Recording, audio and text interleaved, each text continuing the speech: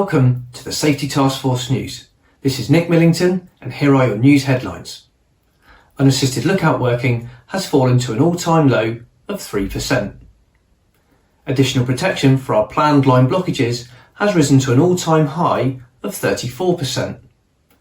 And the rollout of our 019 principles briefing has now exceeded 80% of people to be briefed. Unassisted lookout working, which is one of our higher risk work types, has fallen to an all-time low of 3% nationwide. Last week, 5 routes recorded 0% lookout working, and throughout the course of the rest of this year, we will eliminate all forms of lookout working. This is an amazing achievement. Well done everyone, and keep going. Additional protection for our planned line blockages has risen from 6% last year to 34% this year. We take 25,000 line blocks every 4 weeks, and it's great to see that over 8,000 of those line blocks were additionally protected over the last 4 weeks. It's great to see the T-cods, the disconnections, and all the other methods of additional protection now being put to work, but we've still got more to do over the next 12 to 18 months to make this business as usual, but keep going. The rollout of our 019 principles brief continues at pace. We had a target to brief 25,500 people by the end of August, and so far we have briefed 21,000 people, which represents over 80%. So we've got 4,500 people to go in the next 8 weeks to complete our challenge. Rail hub trials have commenced in the Sanderwell and Dudley delivery unit. This will make planning simpler, easier and safer. The trials will complete in September, where we'll then conclude national consultation with an aim to roll out the rail hub planning system across the country over the next 12 months. The near-miss frequency rate has halved over the last 12 months.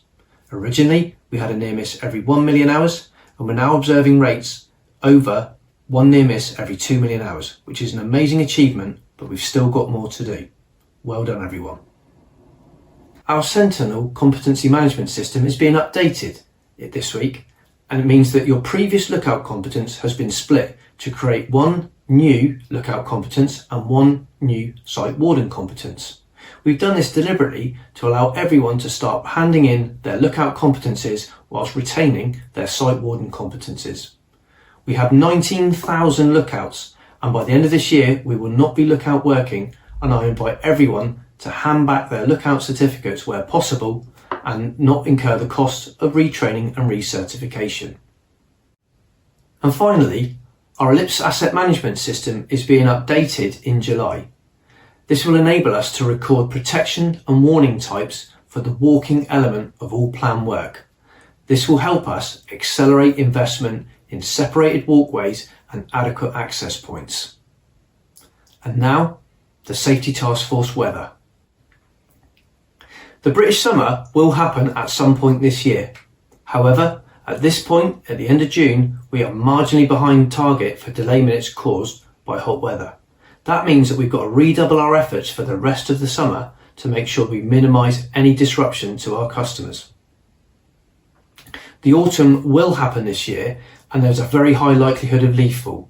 So it's great to see that colleagues in Wales are trying a new friction modifying compound that has 2 benefits.